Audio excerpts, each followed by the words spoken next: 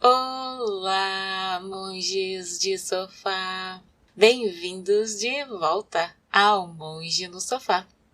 Eu sou a Julie, sua companheira de almofadas, que confesso, já tentei ser super altruísta, assim, doando aquele livro que já estava velho, só para depois perceber que não podia. Eu tinha um apego nele e aí surtei para tentar recuperá-lo.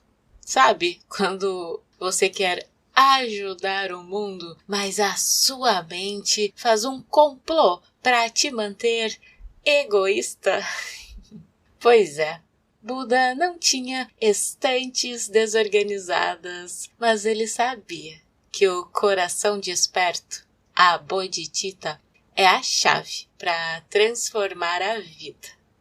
Hoje, com a sabedoria dos grandes mestres, nós vamos explorar o que é Bodhicitta, quem são os Bodhisattvas e a diferença entre eles e os Budas. Prontos para subir no sofá e abrir o coração? Então, no nosso 33º episódio, nós vamos mergulhar na Bodhicitta e nos Bodhisattvas. Mas calma lá, que a Bodhicitta é muito mais que um gesto isolado de bondade. Ela é uma revolução interna que começa com um desejo genuíno de ver todos os seres livres do sofrimento. É tipo quando você decide que vai finalmente organizar a gaveta da bagunça. Mas ao invés de só jogar tudo fora, aquilo que não serve, sabe? Você para e pensa: como que eu posso fazer essa gaveta funcionar para todos os meus objetos? Até para aquele clipe de papel solitário que sobrou? É um olhar mais amplo, mais inclusivo. Bora, monges de sofá? Porque, né? Quem nunca achou que doar um livro era o auge da generosidade? Tá, Julie. Bodhicitta. Parece quando eu tento ser gentil com um colega chato e a minha mente fica ali sussurrando: finge até cansar. Mas não. Bodhicitta é o coração desperto, a aspiração de alcançar a iluminação para benefício de todos os seres. É como acender uma lanterna, não só para você, mas para iluminar o caminho de todo mundo. A Bodhicitta combina compaixão e sabedoria e nos guia além do sofrimento e do ego.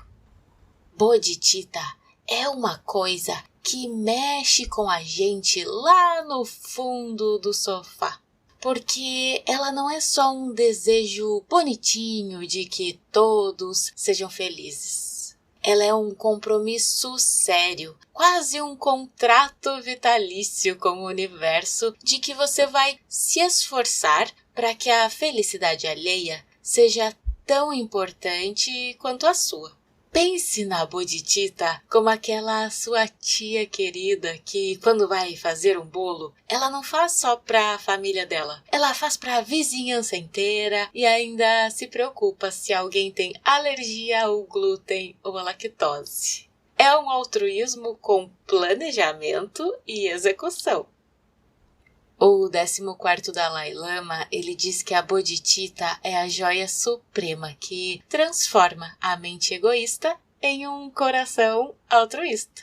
E ele não tá falando de uma joia que você compra na Black Friday, tá? É uma joia que você lapida com esforço e dedicação.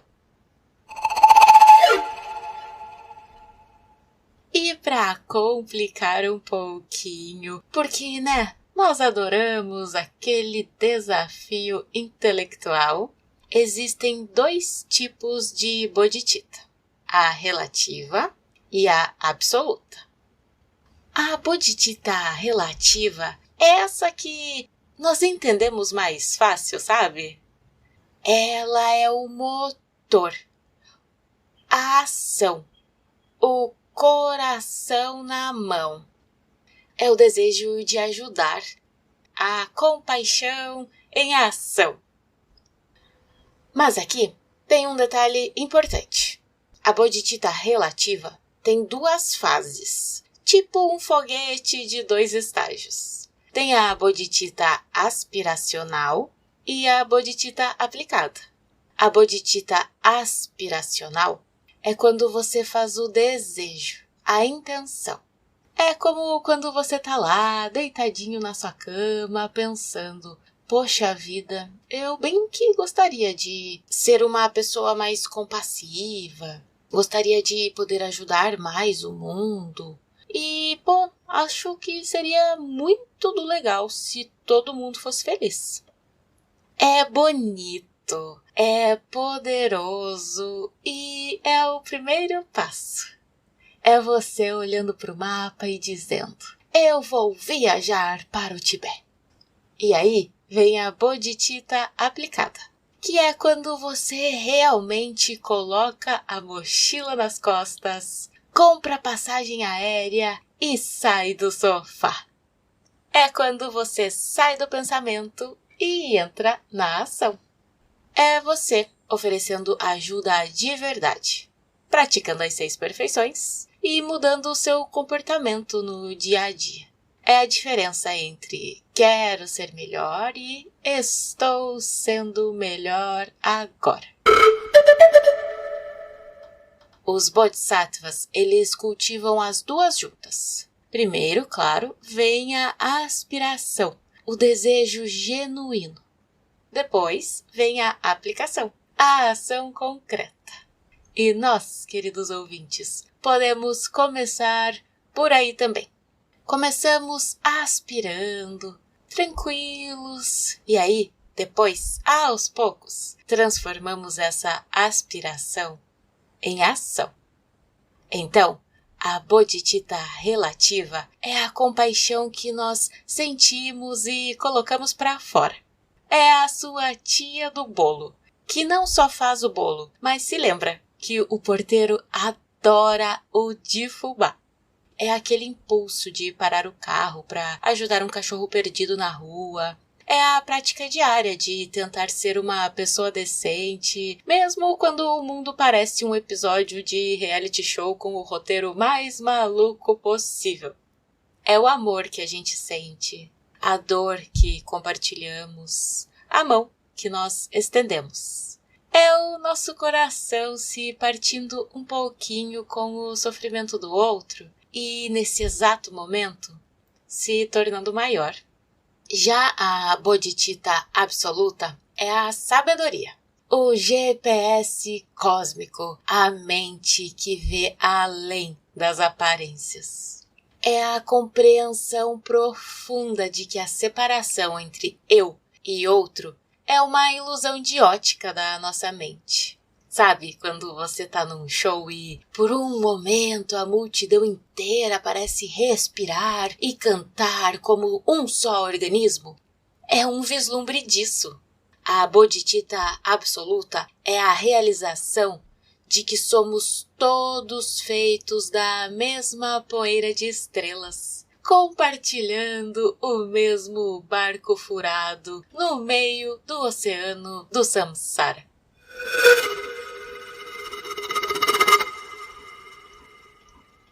Quando você ajuda alguém, não é um eu superior ajudando um outro inferior, pobre coitado.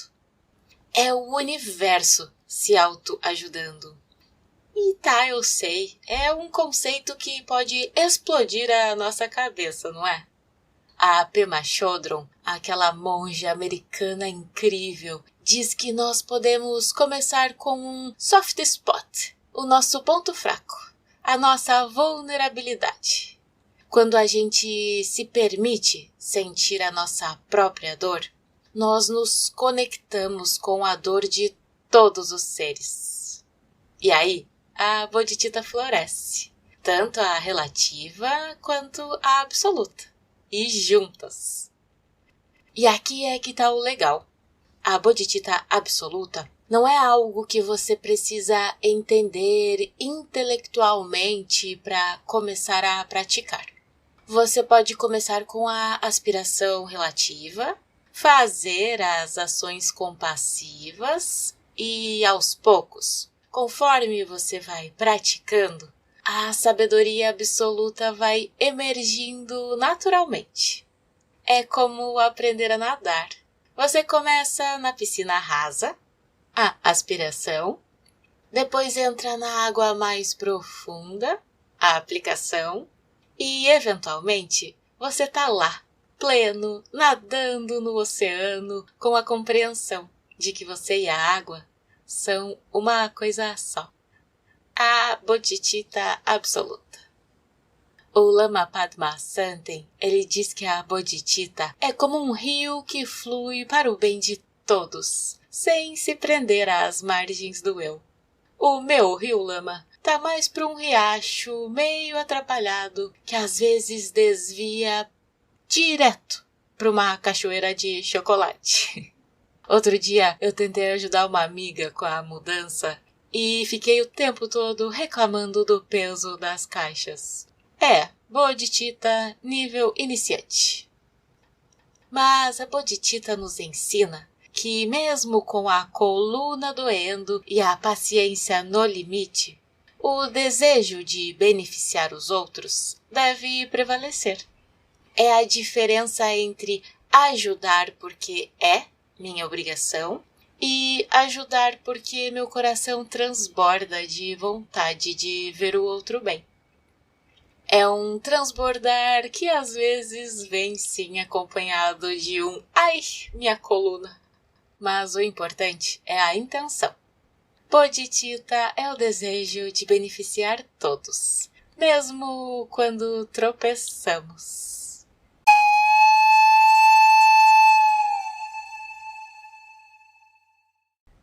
Os bodhisattvas são os heróis do budismo. São aqueles seres que juram alcançar a iluminação não só para si, mas por todos os seres.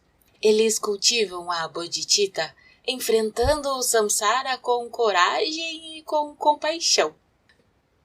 Pense neles como voluntários cósmicos que dizem: eu fico até todo mundo estar bem. Os bodhisattvas são modelos de altruísmo. Mas então, quem é que são esses seres iluminados que se recusam a pegar o atalho para o nirvana e preferem ficar na fila, garantindo que ninguém seja deixado para trás? Bodhisattvas são como aqueles amigos que, na balada, não vão embora até ter certeza que todo mundo pegou carona e chegou em casa em segurança. Eles não estão preocupados em serem os primeiros a cruzar a linha de chegada da iluminação. A meta deles é que a linha de chegada seja um grande abraço coletivo. A monja Koen diz que um bodhisattva é qualquer um que escolhe ajudar com um coração aberto, mesmo sendo imperfeito. Eu, monja, confesso que sou imperfeita até no básico. Outro dia eu ofereci para dividir meu lanche e fiquei de olho assim, sabe? Para garantir que a melhor parte sobrasse para mim. É aquilo que eu chamo de altruísmo com cláusula de segurança. A beleza do Bodhisattva é que ele entende que a perfeição não é um pré-requisito para a compaixão. Eles são como nós, com as suas gafes e tropeços, mas com uma bússola interna apontando sempre para o bem-estar alheio. O Thich Nhat Hanh, ele dizia que os bodhisattvas, eles veem a interconexão de todos e por isso agem com amor, mesmo nos menores gestos. É aquela história de que um pequeno gesto, como segurar a porta para alguém, pode ser um ato de bodhicitta em ação. Bodhisattvas são como nós, mas com um coração turbinado por compaixão e uma paciência que faz qualquer monge de verdade ter inveja. E tem mais. Os Bodhisattvas, eles praticam as 6 perfeições, ou as 6 paramitas. Nós já falamos sobre elas e eu vou deixar linkado para vocês. E praticá-las é como um treinamento de super-herói. Só que ao invés de aprender a voar, nós aprendemos a ser uma pessoa melhor. E não é nada abstrato, é super prático. Eu já fiz um episódio inteirinho sobre isso, mas eu vou resumir um pouquinho aqui só pra gente se situar, combinado? A primeira paramita é a generosidade, ou dana. E não é só doar aquela blusa velha que você não usa mais, tá? É, por exemplo, deixar o último pedaço de pizza para aquele seu amigo que tá sempre com fome, mesmo que seu estômago esteja gritando, é meu! É compartilhar seu Wi-Fi com o vizinho que tá no perrengue, sem ficar lá controlando quanto ele usa. É dar o seu tempo para ouvir de verdade o desabafo de alguém, sem ficar olhando o tempo todo para o celular. É compartilhar a sabedoria do Dharma, por exemplo. A segunda paramita é a disciplina, ou Shila. E não é virar um santo de gesso. É a decisão de não piorar as coisas. É, por exemplo, segurar a língua quando você tá lá, doido pra espalhar aquela fofoca quentinha. É devolver os 10 reais a mais que o caixa te deu por engano, mesmo que ninguém esteja vendo. É a ética do dia a dia. A terceira paramita é a paciência, ou Shanti. A paciência. Não adianta dizer que, eu sou sim super paciente com aquele filhotinho de gato, aquela nuvenzinha de bigode que você adotou. Porque, isso é moleza, viu? Paciência de verdade é quando a internet cai bem na hora da sua reunião mais importante e você opta por respirar fundo, ao invés de jogar o roteador pela janela. É manter a calma na fila do banco atrás de alguém que resolveu pagar todas as contas do ano em dinheiro. É não buzinar pro motorista da frente 1 milissegundo depois que o sinal abriu. É ter paciência com você mesmo nas suas dificuldades na prática. A quarta paramita é a diligência, ou virya. E é a energia, o gás, a persistência. É continuar na academia mesmo depois da euforia do primeiro mês ter passado e só ter sobrado o cansaço. É se levantar para meditar por 10 minutos de manhã, mesmo quando a cama parece o lugar mais maravilhoso do universo. É não desistir de aprender a tocar o violão só porque os seus dedos doem e o som ainda é medonho. É persistir na prática, mesmo enquanto parece que você não está entendendo nada. A quinta paramita é a concentração. Dhyana é a mente focada. É conseguir ler 2 parágrafos de um livro sem pegar o celular para checar uma notificação imaginária. É assistir a um filme com a pessoa que você ama e realmente estar ali, e não planejando o que você vai fazer amanhã, sabe? É a nossa famosa meditação. Acalmar o zoológico mental para conseguir ver as coisas com mais clareza. E, finalmente, a sexta paramita, sabedoria, ou prajna. É a cereja do bolo. É entender que todas essas práticas não são para você virar uma pessoa melhor e ganhar uma estrelinha dourada no céu, viu? É para você perceber aquela tal de bodhicitta absoluta, a interconexão de tudo. É a compreensão que te liberta do sofrimento. Então, se você se interessou por essas joias, dá uma olhadinha no episódio que eu falei bastante sobre elas. Aqui foi só para situar mesmo, tá bom? Uma lembrança.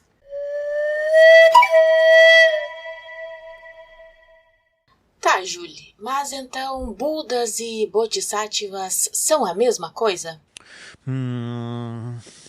Essa é a pergunta de $1 milhão. Ou melhor, de 1 milhão de karmas. Na realidade, há sim uma diferença. Os Budas alcançaram a iluminação completa, livres do samsara, enquanto os Bodhisattvas, eles ainda estão no caminho. Eles estão adiando a iluminação no intuito genuíno de ajudar os outros. Budas são o destino final e Bodhisattvas são os guias no caminho. A diferença é sutil, mas fundamental.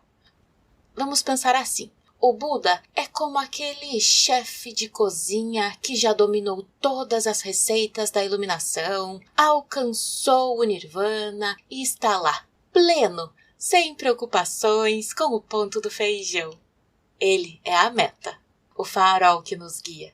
O Bodhisattva é aquele aprendiz dedicado que, mesmo podendo se tornar um chefe completo, ele decide ficar na cozinha, ajudando os outros a não queimar o arroz, a cortar a cebola sem chorar e a temperar a vida com mais compaixão. É como se ele adiasse a sua própria formatura para garantir que mais gente chegue lá. O Lama Alan Wallace, ele diz que um Buda transcende o sofrimento e que um Bodhisattva escolhe ficar no sofrimento para guiar os outros. Eu, Lama, mal consigo guiar meu carrinho de compras sem bater nas prateleiras. Outro dia, eu tentei ser Bodhisattva ajudando um vizinho com jardinagem, assim, sabe? E aí fui lá e arranquei a planta errada. É a vida, né? A gente tenta ajudar, às vezes a intenção é até muito da boa, mas a execução... Bem, a execução é um trabalho em progresso. A Pema Chodron, ela diz que Bodhisattvas são guerreiros da compaixão, mas que até eles tropeçam, e que isso é humano. É como aquele super-herói que, mesmo com seus superpoderes, ainda tem que lidar com a conta de luz e com o pneu furado. Budas brilham lá no topo da montanha. Bodhisattvas caminham com a gente na trilha, oferecendo uma mão e, às vezes, um band-aid.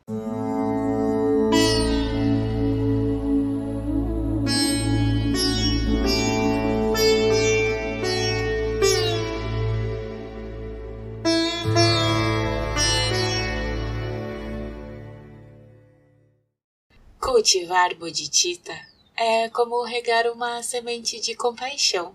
Exige cuidado, tempo, mas floresce radiante. É um processo contínuo, como tentar manter a dieta no final de semana, sabe? Mas com resultados muito mais gratificantes. E não se preocupe se você não se sentir um Dalai Lama assim da noite para o dia. A bodhicitta é uma jornada, não é um destino de fim de semana. Bora então com 2 práticas pro nosso sofá para despertar esse coração aberto e generoso?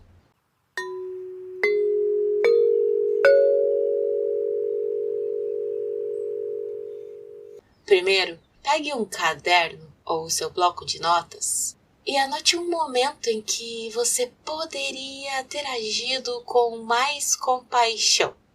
Talvez quando ignorou alguém que precisava de ajuda, ou quando deu aquela fingidinha assim, que estava dormindo no ônibus só para não ceder o lugar. Eu sei, viu? Eu anotei quando vi um colega sobrecarregado, mas optei ficar na minha assim para não me envolver. E aí, escreva. Como posso cultivar bodhicitta aqui? Que ação pequena eu posso fazer? Anote algo como oferecer ajuda ou oferecer uma escuta mesmo, silenciosa, mas compassiva. E esse diário não é para você se culpar, mas para se observar. É como um espelho que reflete as suas oportunidades de ser mais gentil, mais presente. Você pode pensar nisso como um reality show da sua própria compaixão, onde cada episódio tem uma chance de um final feliz. E lembre-se que até o menor gesto conta. Um sorriso, um bom dia sincero, um cafezinho que você leva para alguém especial. Tudo isso é adubo para a semente da bodhicitta. É a diferença entre ser um espectador da vida e ser um protagonista da bondade. Agora vamos pausar juntos. Essa prática é como um upgrade para o seu coração. Ela te ajuda a sintonizar a frequência da compaixão, mesmo quando o mundo lá fora está no modo caos. É um lembrete de que, por mais que a gente se sinta pequeno diante dos problemas do mundo, a nossa intenção de ajudar tem um poder imenso. E não se preocupe se, durante a prática, a sua mente divagar para a lista de compras ou para a série que você está assistindo. Isso é normal, tá? Apenas traga a atenção de volta para a intenção de bodhicitta, com a mesma paciência que você tem para cuidar do seu gatinho fujão. A prática leva à perfeição, ou, no nosso caso, a imperfeição compassiva. Então, vamos começar encontrando uma posição confortável. Você está natural em seu coração. Um desejo genuíno de que essa tenha sua compaixão como uma luz que se expande em todas as direções. Para o norte, para o sul, para o leste, para o oeste, para cima, para baixo, para dentro e para fora. Uma luz que não tem limites, que não conhece barreiras.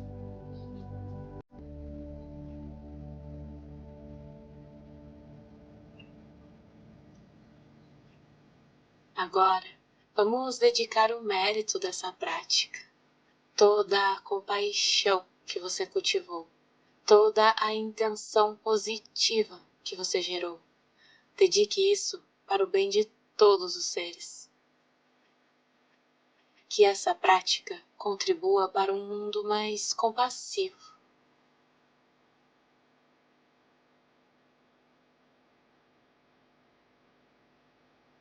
Que essa prática ajude a aliviar o sofrimento, aonde quer que ele exista.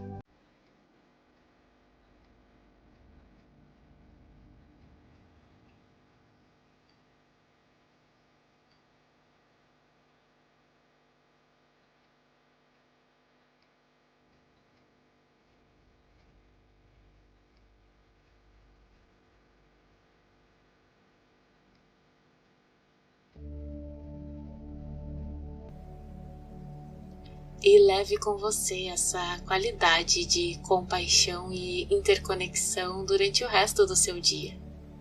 Cada ação que você tomar, cada palavra que você disser, pode ser permeada por essa intenção de bodhicitta.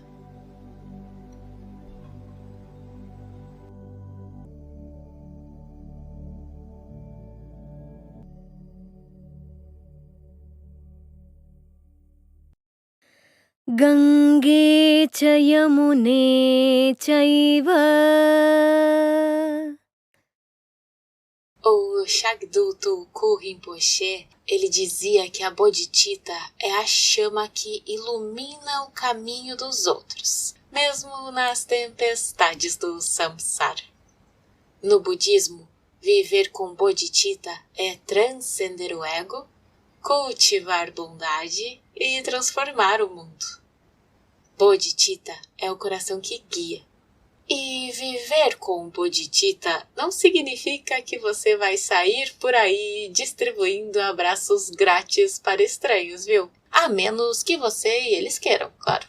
Mas significa que cada ação, cada pensamento, cada palavra é permeada por essa intenção de beneficiar. É como ter um GPS interno que te direciona para a compaixão. Mesmo quando o trânsito da vida tá caótico. Você não precisa ser um super-herói com capa e poderes. Basta ser um super-humano com um coração aberto. É como quando você decide que vai finalmente aprender a cozinhar e começa com um simples ovo frito. Pode parecer pouco, mas é o primeiro passo para um banquete de bondade. Então, bora um desafio? Hoje, quando o ego te puxar, tipo guardar a melhor fatia de pizza ou ignorar um pedido de ajuda, pergunte: como eu posso agir com bodhicitta? Eu, Julie, que confesso que já briguei pelo último brigadeiro, prometo tentar.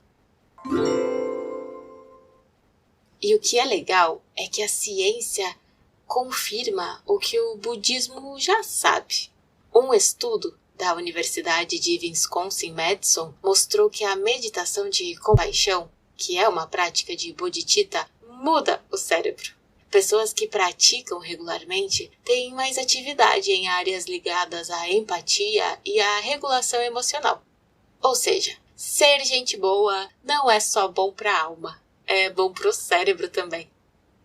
Então, da próxima vez que você ceder o lugar no ônibus, saiba que está fazendo um upgrade no seu hardware mental.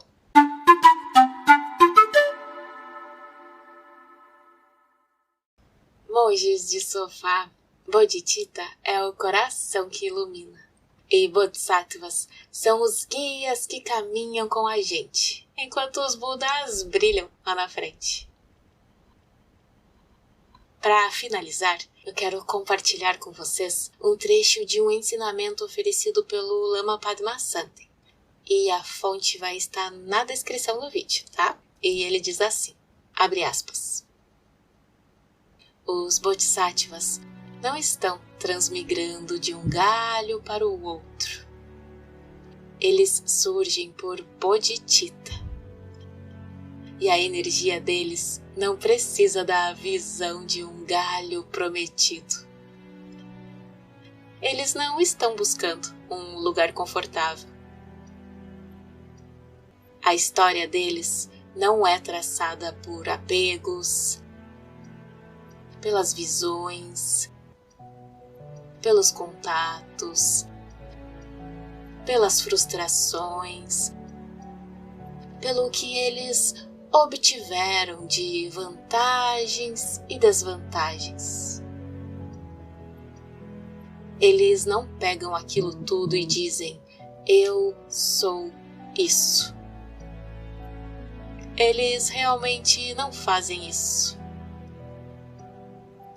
Se alguém apresentar aquilo tudo para eles, você nasceu, você fez isso, gostou daquilo, aqui está sua mãe, a sua carteira de identidade, eles vão dizer, isso não sou eu. Se a gente consegue ultrapassar a aspiração do galho prometido e gerar uma energia autônoma, aí nós temos uma boa chance de avançar dentro de bodhicitta. Aí nós podemos usar a dimensão livre. A dimensão livre vai nos fazer sorrir e ela tem um olhar maroto junto. Fecha aspas.